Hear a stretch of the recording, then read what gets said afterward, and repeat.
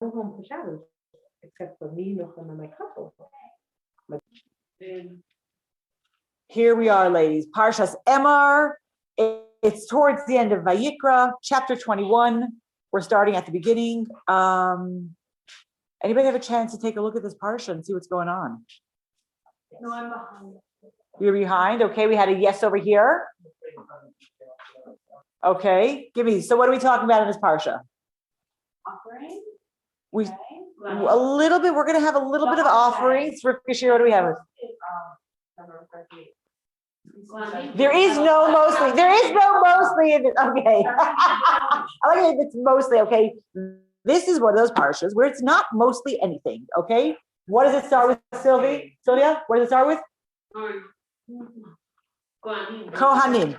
It's going to start off with Kohanim, starting off with the laws of the Kohanim.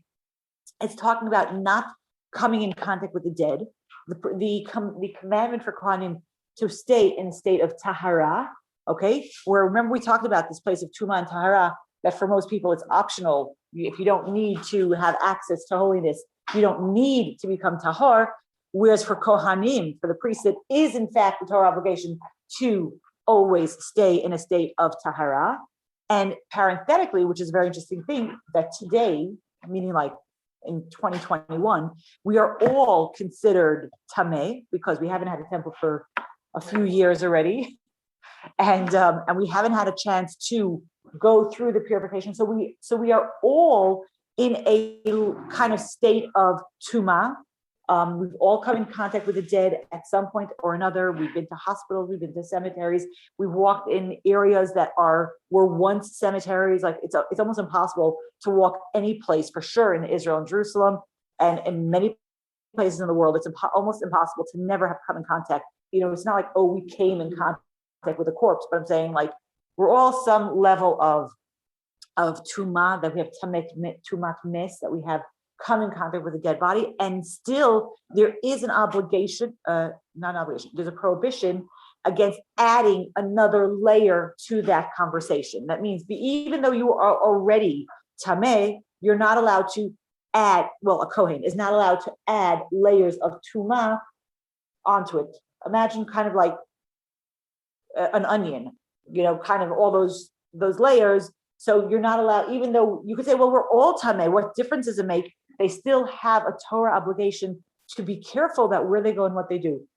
Cute little story that my son, who's not a little boy anymore, when he was in like preschool, well, this also only happens in Israel kind of thing. So one day on Rosh Chodesh, they had gone on a trip we lived in the old city then, and they were going someplace in the old city to go daven someplace. I don't remember exactly, what it was. And I said, oh, that's so nice. And then he casually mentioned, oh, but Yaakov didn't go.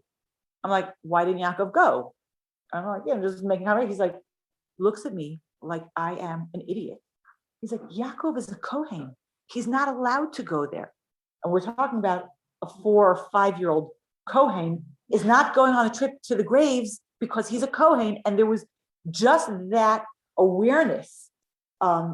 He can't go. He's a Kohen. Of course he can't go. And I've been talking about the story for many years because, like I say, he's a big boy now. But it's such to me, such an amazing mindset that we're able to raise our children with, that he's like, this is how it is. He's, whatever. Anyway, so we started with the prohibition about who a Kohen is allowed to come in contact for their death, come in contact with, like, okay, go to the funeral of who can a Kohen go into a funeral of?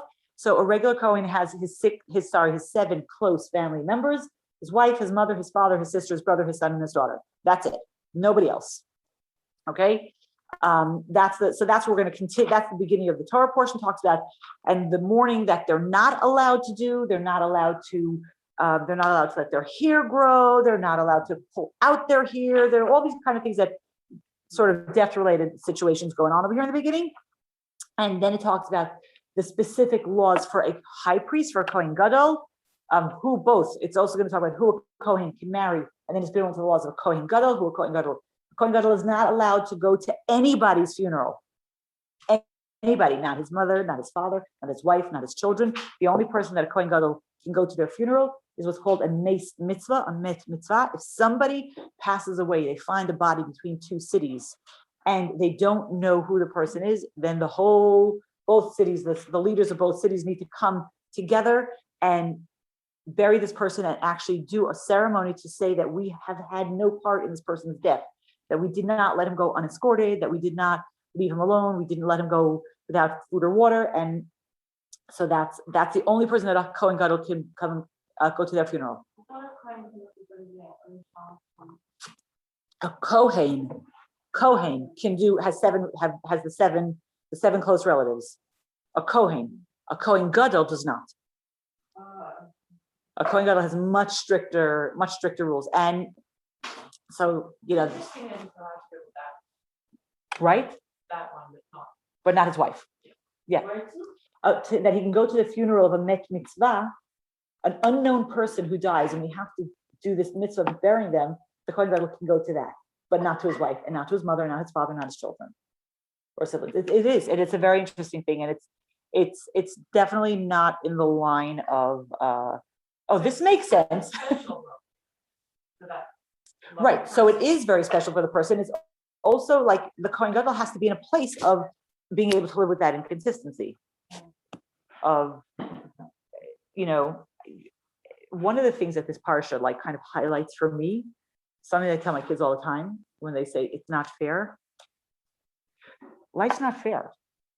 It's not about fairness. It's about what Hashem wants us to do, and not necessarily how we feel about the given situation. So it's a you would say it's not fair. Why does he go there and not there? And I appreciate you being able to highlight the benefit for the other person as opposed to the unfairness for the Kohen Gadol, the things that he can't do. Because you're right, it is very special, and that's one of the reasons why he's allowed to go to be part of that ceremony. Okay. The Kohen Gadol also, by the way, has the obligation to stay in the temple or the tabernacle all the time. Okay. Then the second, in the line of it's not fair, our second aliyah talks about all different kinds of physical blemishes that a Kohen, that if a Kohen has them, they cannot serve in the temple or the tabernacle. They are allowed to eat from the sacrifices. They're allowed to do other jobs in the temple, but they're not allowed to actually be that between the person and Hashem in bringing the sacrifice, the conduit. They can't be the conduit. And there's a whole conversation about, why is that? Certain things we understand. Somebody has a broken leg, when it heals, you could then go serve in the temple. But what about somebody who has one leg larger than the other?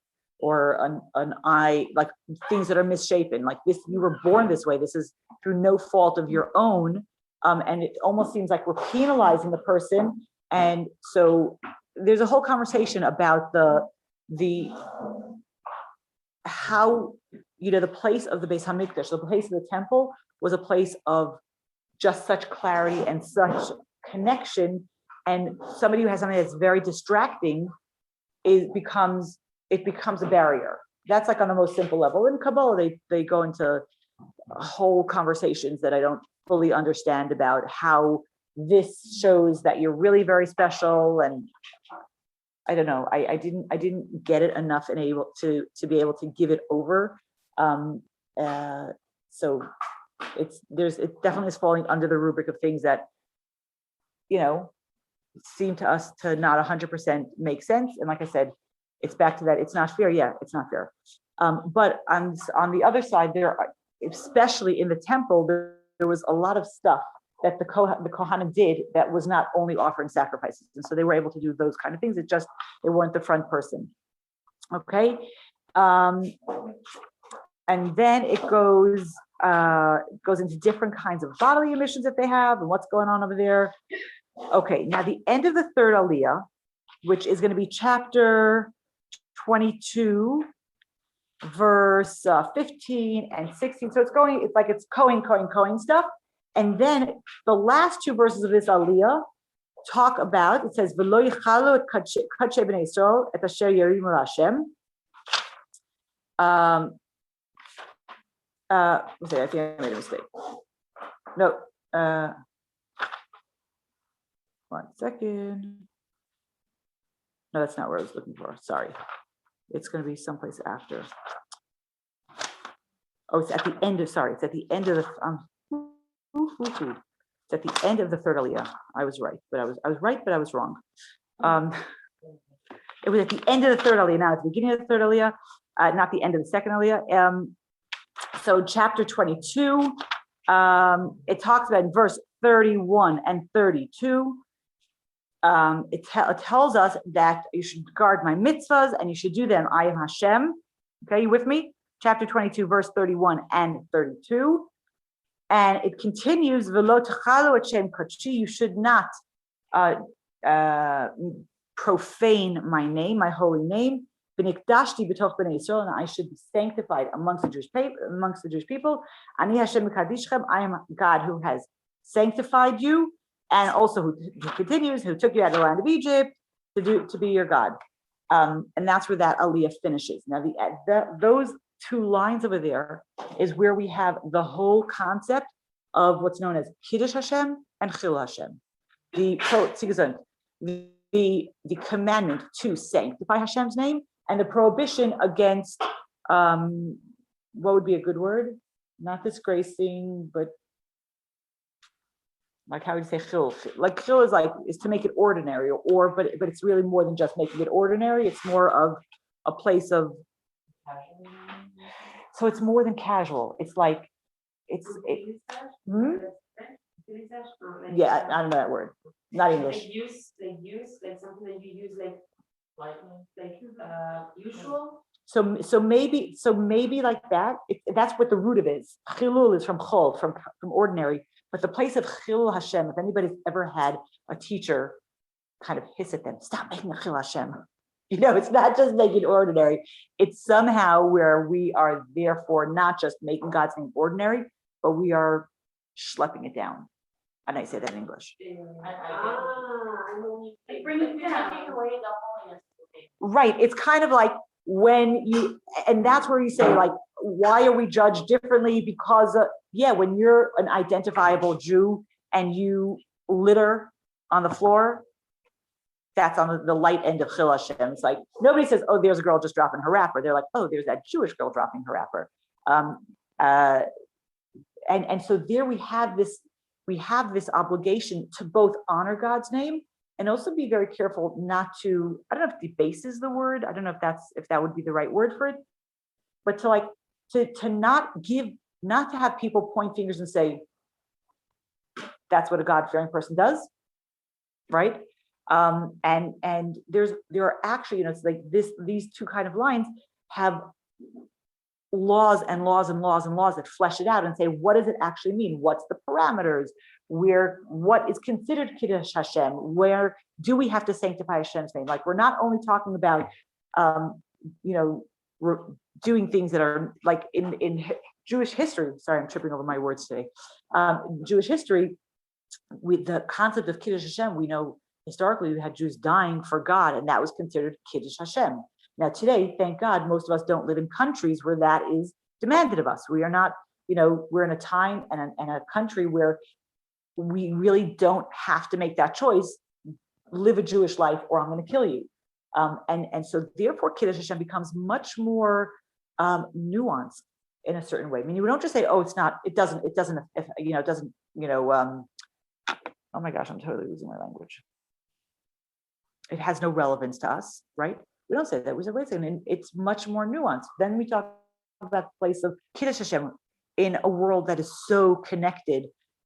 How do we behave in a way that brings honor to God's name? And it's in little things and in big things. It's not, when you have a religious Jew who gets caught at the top of a Ponzi scheme, it's much worse than any other person. It doesn't become a person with like an issue with their ethics. It becomes a Jewish person with their issue with their ethics, and it becomes much, much worse. And it really is. It's not just like, oh, everybody's out to get us. We do have this obligation for Kiddush Hashem and Chil Hashem. Now, we also, like I say, there's lots of laws that govern this whole area of law. And one of, like, in the conversation of do I need to give up my life? Do I need to what degree and what extent? Generally speaking, there are, just like in everything in Torah, there are rules. If it's public or private, if it's a time where the government is trying to get you to convert, all these different kinds of rules. The one thing that's sort of tagged on to Kiddush Hashem and Chil Hashem, there are, we know, 3 mitzvahs. Yeah, 3 mitzvahs that you never, ever, ever, ever are allowed to do. Okay, what are those 3? 3 mitzvahs. It doesn't matter what. It doesn't matter if they say, I'm going to kill you if you don't do this. 3 mitzvahs, you're never, ever allowed to say, okay, fine, I'll do it, just don't kill me. Idols. Adultery, idolatry, and murder. Those are the 3. Adultery, having sexual relations with somebody who you're not allowed to. Idolatry, serving a foreign god. And murder. They can't say, you kill her or I'm going to kill you. You're not allowed to give up a person to be killed. And in our, well, maybe not our particular lifetime, but in our shorter term memory, these have become real issues of times of trauma and times of war. And when do we, in Germany and in the concentration camps, these were all real issues. And there are actually books of responsa from rabbis who were living during the Holocaust about how do they deal with all these kind of issues. And so thank God we are not in that era. That is not really where we're looking at. At the same time, it's still, I think it's a good idea for us to kind of keep this in our head, this place of Kiddush Hashem and Chil Hashem, this place of how do my actions reflect on God? And because they do. We could say it's not fair, we don't want, nobody asked them, blah, blah, blah. I remember when we used to go out in high school and they say, don't forget it. You're a big group of girls walking together, don't make a Chil Hashem, blah, blah. And I'm like, who cares? nobody's looking at us. And then now as the old lady that I am, I see big groups of girls and I'm like, oh my gosh, they're so loud. And I notice what school they're from and I know, and that's just kind of like casual. It's not. So there's that little plug. It's kind of very casually put in here, not casually, it's in here.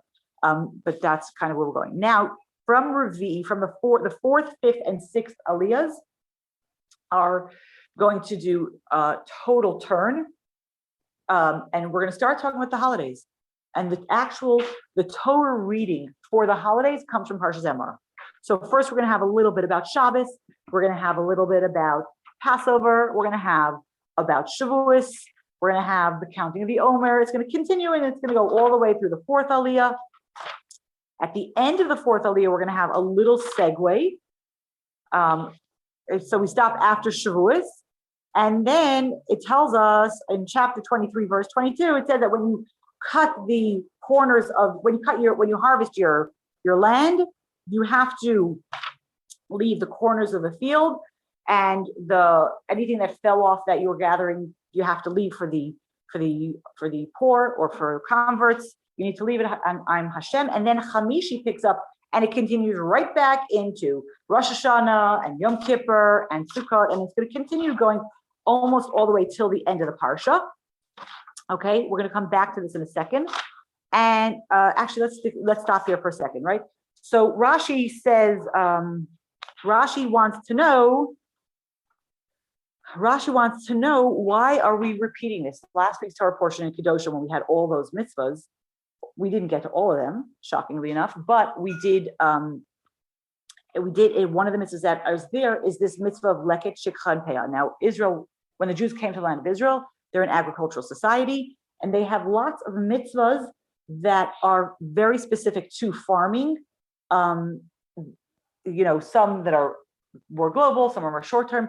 But one of the three specific mitzvahs that every single farmer had, there were 3 mitzvahs, leket, shikha, and peah, that they had to keep. What are these mitzvahs? Peah is like the payas, or the side of a man's face, the corner of your field. You had to leave for gleaning, for people to come, for anybody who wanted to come and take. Shikha is what happens if you were gathering your bundles and you forgot to pick one of them up. You're not allowed to go get it. And if you were gathering all of them and something fell down, that's leket. You're not allowed to go back and pick it up. If it falls down, you're not allowed to go back. Obviously, I'm simplifying the situation. It's much more nuanced and details. How big does the bundle have to be? How much do you have to? But for the purpose of our conversation, we're going to just leave it at that. And we had these mitzvahs last week. We had the mitzvahs of leket shikha peah last week. And so Rashi says, why is it being repeated? Why are we having it come here again? So if anybody can find the Rashi. So first of all,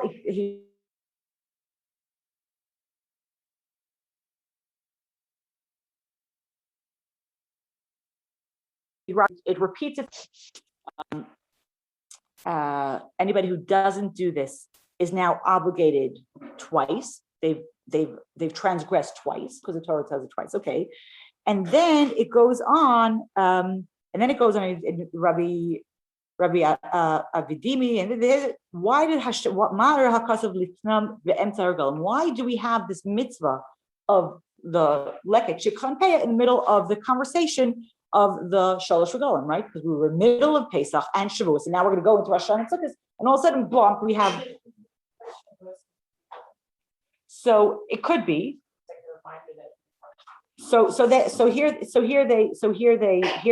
He gives different answers. He gives a different answer. You're right. It could be that Shavuos is harvest time, but Rashi brings a different answer, and he says that you have Pesach and Shavuos on one side, Rosh Hashanah and Kippur on the other side, and this is right here. Lilamedcha, to teach you, Shekol hanaisin leket shikha peah la'ani karai.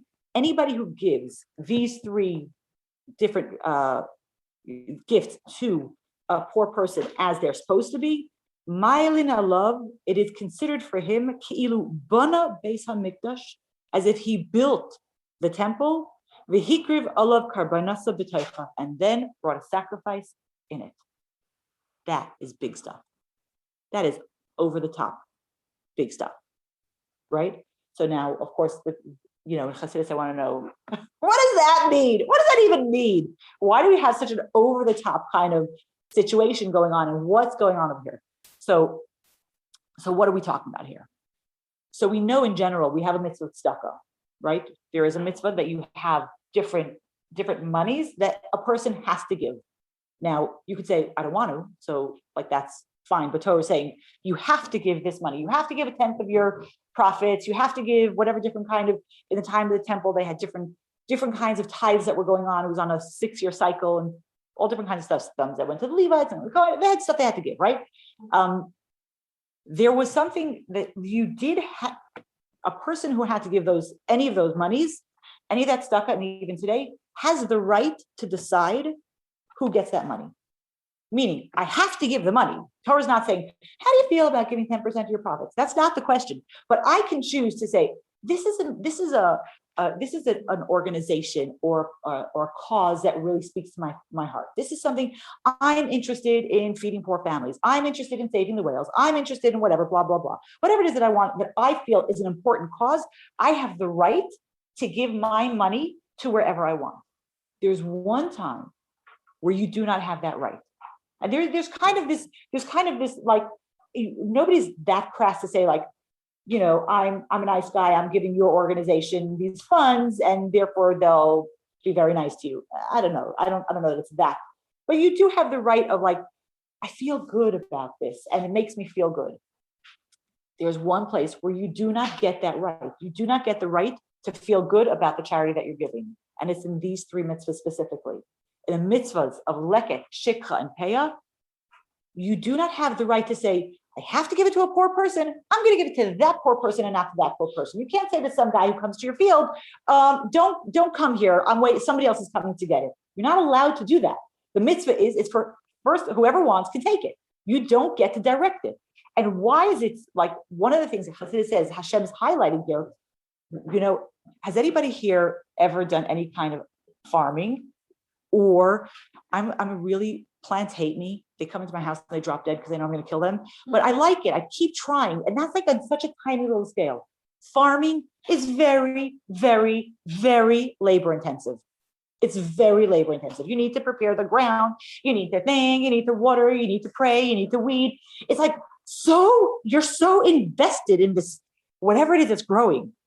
And that place to say, this is mine. I worked for it. Okay, so now who could I give it to like make myself feel a little bit good? I have to give part of it. So I'm not going to be so stinky and say like I'm not going to get any of it. But could I at least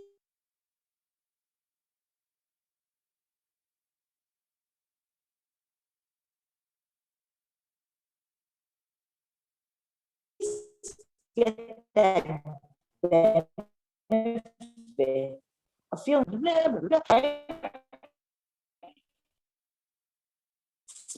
specifically in something that is so labor intensive in general is considered one of earn your money, whether you do it through everything takes effort, but there's something about farming that is momish hands on all the time. And at the end of it, you're not even guaranteed that it's going to work.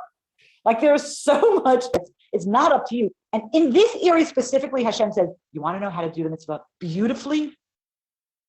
Do it because it's a mitzvah. Don't do it because you're going to get a benefit from it. Don't do it because it makes you feel good. You might not want, how do you really do a mitzvah? You do a mitzvah because Hashem told us to do the mitzvah. And when we do that, when we can do the mitzvah because Hashem told us that it's a mitzvah and we're doing it for him, then not only is it you get the mitzvah, that's nice. It's as if you built the temple with your own hands. There's all this effort that went into the farming. It's as if you built the temple with your own hands, brought a sacrifice in there because you're able to set aside your ego and do the mitzvah for the mitzvah. They tell the story of Reb Nachum Chernobyl, who was a student of the Maggid, and somebody came to his door and had whatever his terrible story, that he had, and he felt so bad, and he gave him charity, and the guy goes, he's going door to door collecting for whatever it's called, and he keeps going, and then all of a sudden he hears footsteps behind him, and he looks and he sees that Reb Nachum is chasing him. And he's like, oh, you're wrong. And he says, no. So Reb Nachum says, no. When you came to me because of your story that I gave you stuff from that place. And he said, Leket Shikhan is that place of doing it just because it's a mitzvah. Not that we shouldn't feel good about mitzvahs and we shouldn't like doing what we do. For sure we should. But the place of ultimately, why do we do mitzvahs? It's because Hashem said to do a mitzvah, and because this is the way that we connect with him. In fact, in the Rambam, and someplace in the laws of, they talk about the laws, I don't know why it comes over there, but there's laws of conversion over there. He talks about that what do you tell a prospective convert in in front of the base did, and you've been practicing and learning, and this is not like your first encounter with Judaism. And one of the things the Rambam says, you tell them, are they aware of these mitzvahs of leket shikhan peah, of essentially telling them this isn't the feel-good religion. If you think you're going to come into this and everything's going to be fine, yeah, maybe, but that's not why we do it. This isn't that kind of religion. It's a religion that at the end of the day, we're doing things because Hashem told us to do it. And it's just to me, it's such a wake-up call. We all have things that we like to do. We all have mitzvahs that resonate with us more than others, okay? And it's okay, and it's fine. And we do have mitzvahs that we do with more energy because they resonate with us. And we're human, and there is that part. But to understand that ultimately what I need to be doing because Hashem told me to do it. And this is a way to connect with Hashem. Yes, I can like it, and yes, I can enjoy it. And nobody's saying, no laughter and hug your G's and be like, ooh. No, that's not what it is. You should enjoy what you're doing, and you should have passion in what you're doing. And at the same time, can we tap into the place of doing it because Hashem told us to do it? That's really the place that we really want to tap into. And I think for me, again, everybody has their own experiences. It's harder for me to tap into it's from Hashem, but it's a mitzvah that I really like. The mitzvahs that are hard for me to do, you could tap into that energy of it's a mitzvah, it's Hashem wants it, Hashem, but the things that we really enjoy can we put our joy aside a little bit. And also, I was glad to have this reminder as I was going through the Parsha. Mitzvot are an obligation. You have to do it. Right, but the rest too, no? Right, but the rest, you could decide what to do with your money. You have to give meiser to a lady in biblical times, right? A lady can't knock at your door and say, I'm a lady and you have meiser and you have to give it to me. You don't have to give it to them. You could say, I'm giving it to my brother-in-law who's a lady. I'm giving it to my friend who's a lady. I don't have to give it. I don't have to give it to anybody who asks for it. In most areas of stuff that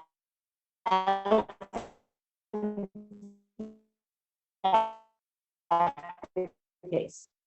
You have the right to give the money, but you can give it where you like. You don't get to pick. You don't get to pick and say. No, it's not pays on your. It's not pays on your head. It's a paya. It's a corner of your field. Okay. Yes. Okay. Let's put this back. Paya over here is not the payas that men have. It's just the placement of the field, just like the payas are on the side of the head. The paya of a field is the corner of a field, and that has to not be harvested. Anybody who wants to come and can harvest the food, and that you have no right of refusal. So it's not like getting somebody's payas looking good. No.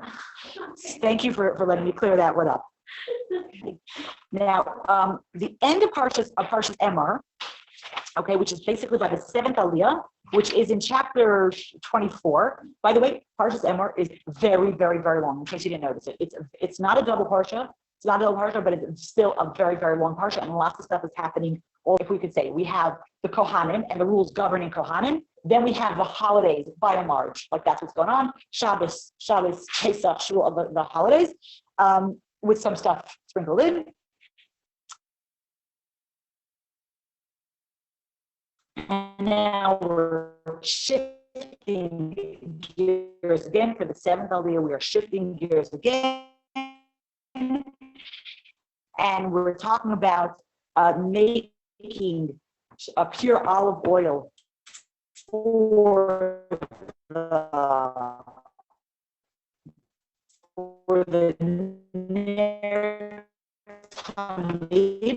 okay, now if you notice because the next verse tells us it's outside of the curtain, which means it can't be the menorah. You have to where they're getting it from. There was some kind of special oil that was made for an eternal light. So that's one thing. Or talk that there's also on the menorah, you have to have lights for the candles. Then we have the conversation about baking the showbread. There was almost never bread in the Beis Hamikdash. It was really like very thick pita kind of thing, some sort of deep fried, heavy kind of, right? It was bread. It was baked on Shabbos, and it was put on the left. There was a shulchan. There was a table. And it cubicles on top, and basically, if this was it's baked on Shabbos. No, in the Beis Hamikdash, it was baked on Shabbos. You heard me right. It was baked on Shabbos. Imagine if this is a showbread. Okay, it's not. It doesn't look like this. It looks like this. Nobody laughed at my art. It looks something like this. Okay, it's like, is that bad mark? Huh? No, this is the bread. This is what the bread looks like. The table. So imagine that the table is like a table. And on it, do you ever see those, like the movies of the old hotels they have like cubicles behind the desk, and it's like they have their mail and their keys there. So imagine such a thing, but it's open on the other side. So basically what happened is that sideways, imagine this is the bread, and this is the table, okay? So on Shabbos, after they finish baking it, they would come with the new bread, they would push the old bread off. So the bread was always on the table. You see what I'm doing? There was always bread. So the old bread came off. This is the old bread. It's a week old. And the Talmud tells us that it came off and it was warm and fresh. And the Kohanim who were on duty ate it that day. They ate it on Shabbos in the Beis Hamikdash. That was the old bread. And the new bread got put into the place on Shabbos. So we had the conversation over here. of the Yom. You see verse 8, chapter 24, pasuk ches. Verse 8, Yom HaShabbat, Yom HaShabbat, Yerichenu Lifnei Hashem Tamid. It was done on Shabbos. It was set up on Shabbos. It was given to them, and that has to happen all the time. Okay, and then we have another kind of weird story that happens over here at the end of the Parsha. Okay, it starts in verse 10 that the son of a Jewish woman, the blasphemer. We don't use blaspheme enough in our common conversation. It's such a nice biblical word. So blasphemy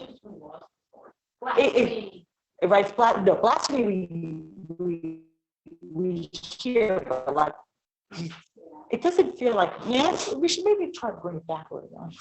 I don't know. It's like such a fun word. Anyway, what happens? So this guy, he's the son of a Jewish woman and also of an Egyptian man. He goes amongst the Jewish people, and there's a fight between the son of the Jewish woman and another Jewish person, and this person curses God. He curses God, and they go to Moshe, and they don't know what to do with him, and Dan, and they put him into jail to find out what to do with him, because they didn't know what to do with him, right? Because we know that there's no real jail system in Judaism. Just locking a bunch of people who've done crimes together and hoping that they all get better is not how it works in Judaism. But here there are a couple of times where you need to find out what to do. So they put him someplace, and Hashem says,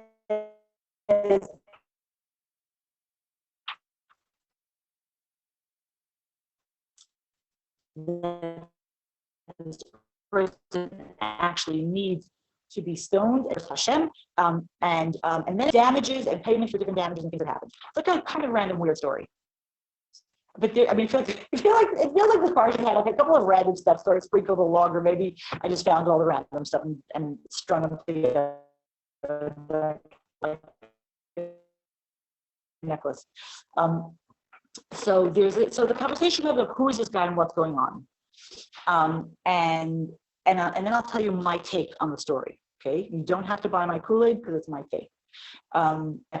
We know that Judaism comes from the mother, tribe comes from the father. Tribe comes from the father.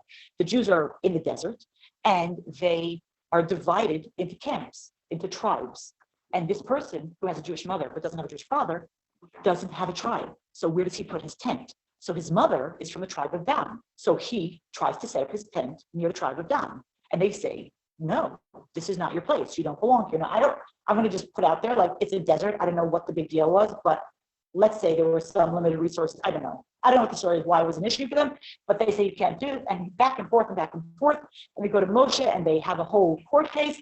And Moshe, in fact, says, this is not the place for you to put your tent. You're not from the tribe of Dan. And he leaves, and he blasphemes. That's how you'd use the word. And he blasphemes. And the end is terrible. It's very sad. It's very sad.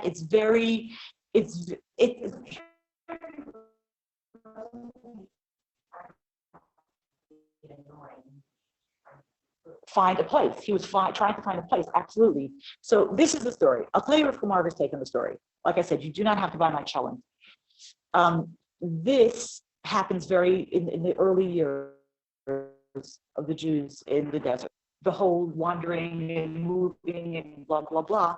The tribe of Dan actually ends up, it's the tribe that traveled at the end of whether we traveled as a line or as square. Dan was called Dan Ma'asat L'Chol HaMachanes. They were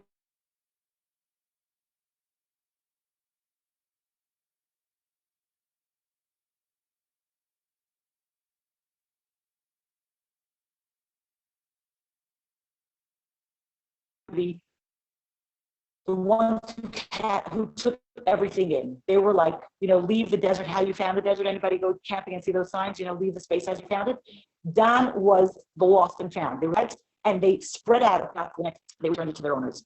One of the things the Talmud tells us, that place of lost souls comes through the tribe of Dan. So my take on the situation is that, when you could be right, but also wrong?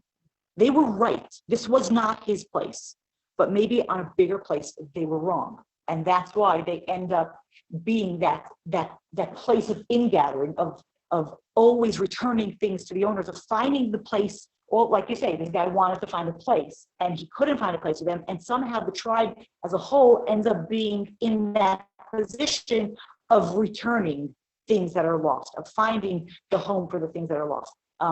That's my take on the situation. I don't know if it's, they chose it, it was chosen for them. But maybe, I think that it's sometimes for me, for us, it's sometimes hard to separate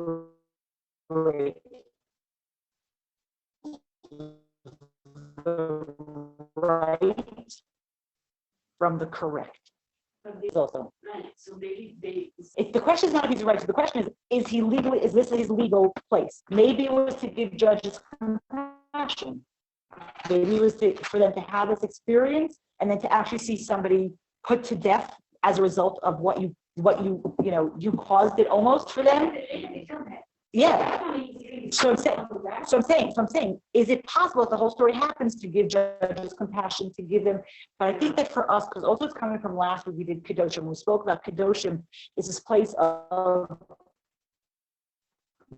not necessarily is it the right thing? Can I do this? But should I do this? And I think justice was on their side, and yet maybe it wasn't the correct thing to do. Should they have found a different place for him? There had to be a different place for him. There for sure had to be a different place for him. But he was saying, I'm not like those people. There's all these people who came out of Egypt and they don't have any claim to any tribe. So he had claim to tribe because tribe comes from father, not from mother. And you actually don't have claim.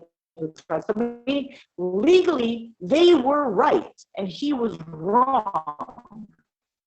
Do you know what I'm saying? They were right, and maybe, and I think for us, because Parsha, I always look and say, how does it reflect? Do I always need to be right? Do I have to stand in my legal right, or can I be compassionate? Not that I have to be a pushover, and not that I have to be a whatever, but where's the place of, it doesn't bother me. I don't lose anything by being nice over here. I'm not saying like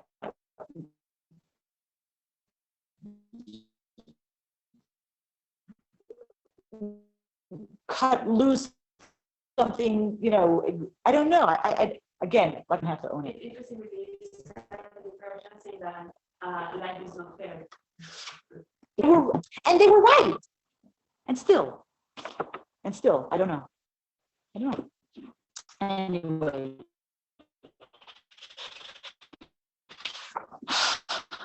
The Seder. So we got an overview of our Parsha. Guess what? We actually finished the whole Parsha. I'm super excited.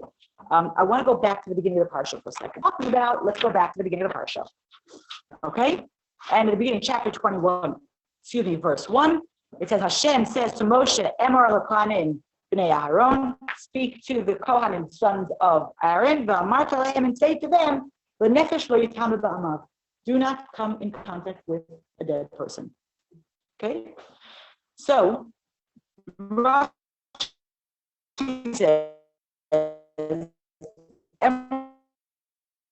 if you notice in this single verse, we have the root b'nei Aaron, like you have to have very quick memory loss to not get that somebody's speaking to somebody, right? So Rashi says, why do you have Emor twice? So he says Emor v'amarta, to say and to say. It's twice in the verse.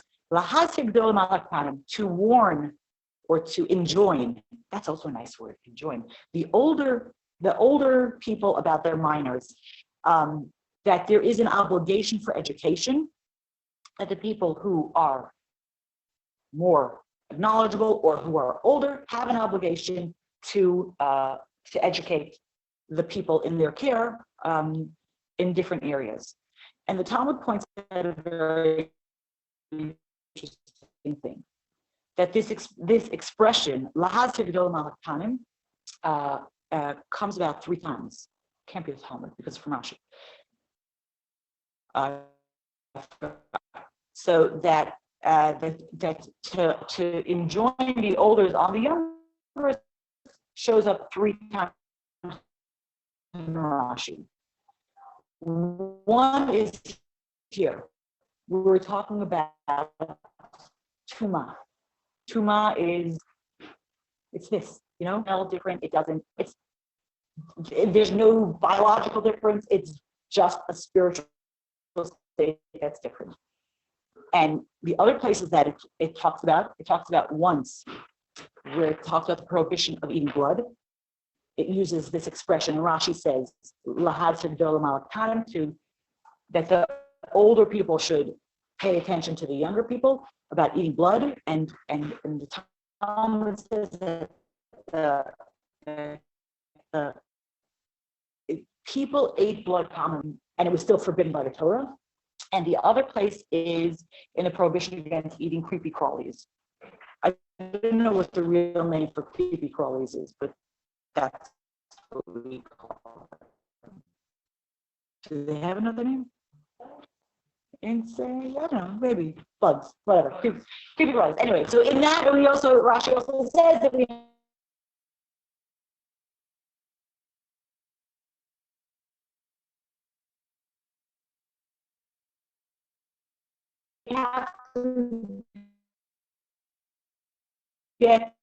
have to have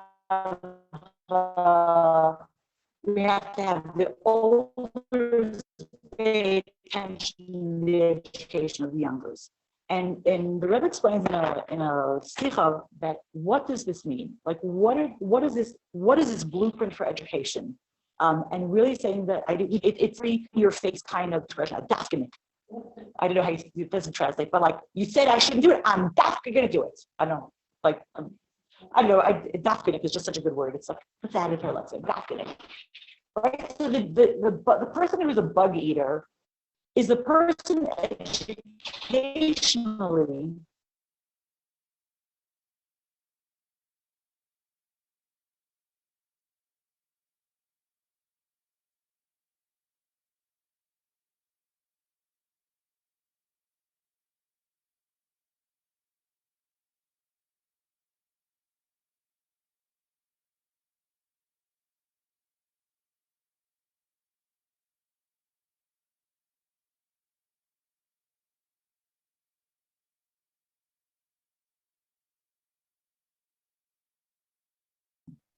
is that everybody's doing it, it wouldn't make a difference to you, right?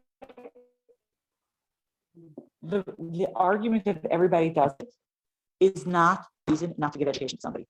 The fact that means that we have to be more creative, soft, gentle, welcoming, whatever the words that we want to use, but we can't just give up because everybody's doing it. Then we just throw in the towel and doesn't, whatever.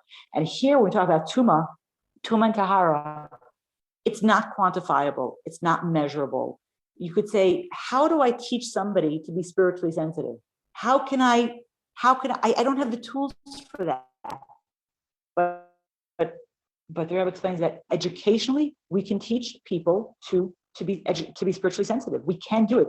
And I want to say that when we talk about all of these things, it's so easy to be them and them. Now it's not my problem. I don't have to educate anybody. I don't have to, whatever. One day, when, please God, when I'll be a mother, a teacher, or whatever, then I'll have to worry about these things. I want to put a big stop. That's not the case. We each are in charge of educating ourselves first and foremost. And all the things and all the excuses that we make for ourselves, we need to educate ourselves and say, we are capable of more, we are capable of better, we are capable of bigger. We can fall back on the excuses. Everybody's doing it. I can't feel it, touch it, or taste it. Should we?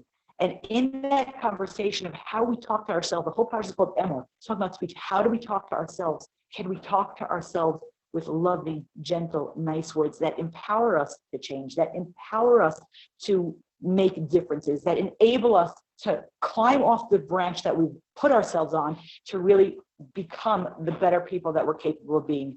And I want to give us all a bracha that we actually take the energy of this parsha of being able to talk to ourselves first and foremost, and being able to hear, not just talk, but to hear what we have to say, to understand that it's also very, very personal, and to ourselves be able to say, we're able to do this.